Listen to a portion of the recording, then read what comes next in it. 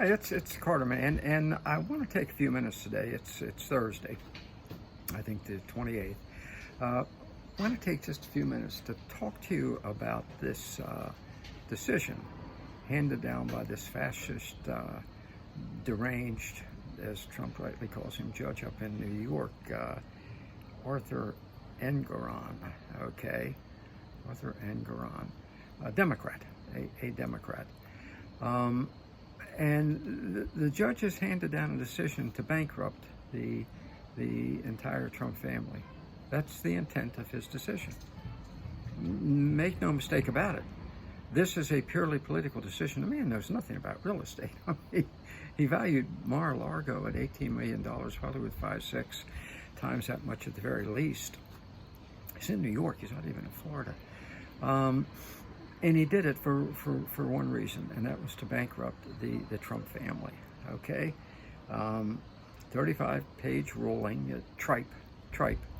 These guys are good at writing tripe. And to justify his actions, which are unjustifiable. Fully to destroy a family that worked hard to build what they have, okay? And I have to tell you, that should send out a warning to every American as to what this government, the United States government, and every element within it has in store for the American people, for anybody who disagrees with them. This is a sign of the times to come, okay? The government of the United States is now weaponized to destroy anyone who departs from, I'm going to say it again because I want you to understand it's what we're dealing with, the fascist narrative, okay? And if you do, they're going to come after you. For years now, I'm going to give myself a pat on the back. For years now, I have urged wealthy people and even not so wealthy people, get your assets offshore, okay? It's why my wife, who's Honduran, and I invest offshore, and we're going to do more of it, because you cannot trust the United States government. Let me give you just one example here. Some of you may not realize this, but the United States is the only country in the world that follows you wherever you go and reaches into your pocket and takes taxes. Okay, you can move to a foreign country. I'm not talking visit, I'm talking move. Okay? And they still come in and attach 30, 40, 50% of your earnings. The only government in the world that does that. There's only been one other government in the history of the world to do that, and that was the Roman Empire when it was at its most corrupt. Okay?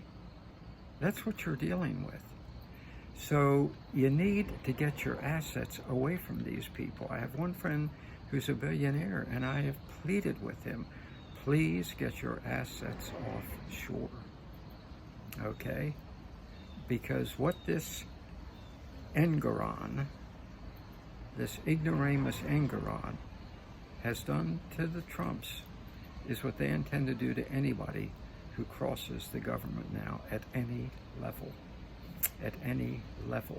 city, state, or federal. It's where we are in America today, okay? You are born no longer a citizen, you are born a subject, and now, worse yet, you are an enemy of the state.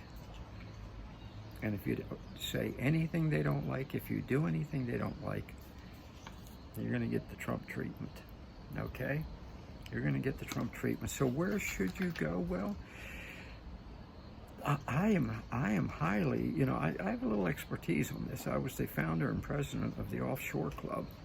So I know a little bit about investing and living offshore. I own a home in Honduras, getting ready to buy more property in Nicaragua. And I'm suggesting to you, number one, Nicaragua. It's a great country, much freer than the United States, much freer than the United States. You can criticize Ortega Just ask Bianca Jagger, who does it all the time. Here's a woman who divorced. She and Mick got a divorce, 40 years ago at least, maybe 50. But she still carries that last name, because if she went by her own real last name, like Gonzalez or whatever it is, when she starts haranguing about Danny Ortega, people would say, well, who the hell cares what you think? So she may be obnoxious, but she's damn smart. She criticizes them all the time. She hasn't been robbed of every penny she has, like they've just done they're doing to the Trump family. Threatened with 560 years in jail on bogus charges, like they're doing with Donald Trump. And like they've done with over 100 protesters from January 6th, what they're doing to pro-life protesters now in this country. This is not a joke, folks. This is very serious, what's being done in America today. You think you're going to have a free election in 2024? Well, if you do, I've got a bridge in Brooklyn I can get you a great deal on. Okay? It's just where we are. It's where we are. Some people said to me, did you watch the Republican debate? Why? Why? Unless there is some sort of a peaceful, I say peaceful because I don't want the FBI banging on my door, which they do regularly to people now, peaceful revolution in this country, don't count on having a free and fair election in 2024. Just don't count on it. But do count on getting your assets offshore. Nicaragua, lower crime rate than the U.S., freer country than the U.S. During the government's COVID deal, Nicaragua didn't buy into it. Their people stayed entirely free. They had hardly any at the plague. You have countries like El Salvador, another wonderful free country now. Made Bitcoin, it's an official currency there, which helps you in transferring your funds, quite frankly. Menendez, by the way, criticized the president of El Salvador for Bukele, and of course they just laughed. Can you remember Menendez? Yeah, the guy who has now twice been indicted for corruption, money laundering. Crime in El Salvador is down next to nothing now. Another good place. And you got to go to find a country that's not going to kowtow to the U.S. I know Belize is very popular, but keep in mind Belize has worked hard to turn itself into some sort of banking center. And when you do that, you know, it really fall under the CIA thumb. I love Honduras. Clearly, my wife's Honduran. We have a home there. Beautiful beach home. But how much control does CIA have there? You know, be a little careful there. Be a little careful there. But Nicaragua, El Salvador, I think Guatemala is a good place. Obviously, some European countries, Russia, you know, any country that's not going to cooperate with the U.S. government is a good place to get some of your assets put away for safekeeping. I'm just telling you this.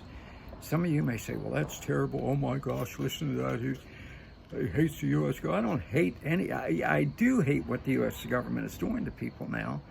And I love people who are good, decent, hard-working folks who don't deserve to have happen to them what the government just did to Donald Trump and his family. They worked for that money. They built that company. And now the government has put it essentially into receivership to bankrupt that family. It's appalling behavior, but it is typical of the U.S. government now. It is typical of the U.S. government. So please diversify your funds offshore. Please do that. I urge you to do that. Frankly, I urge you to consider moving offshore.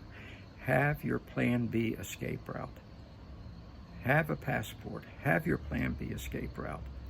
So when the government decides that you said something they didn't like, and you know they may come knocking on your door, which they're doing all over America now, check it out. Check it out. You have your plan B escape route. You can be sure Danny Ortega in Nicaragua is not going to turn you over to the U.S. government after we tried to kill him for 40 years. So please, I urge you, just consider what I'm saying to you now. just consider what I'm saying to you. You deserve to be able to keep what you've earned, okay? So check things out. Be prepared, be careful, be alert, and protect yourself.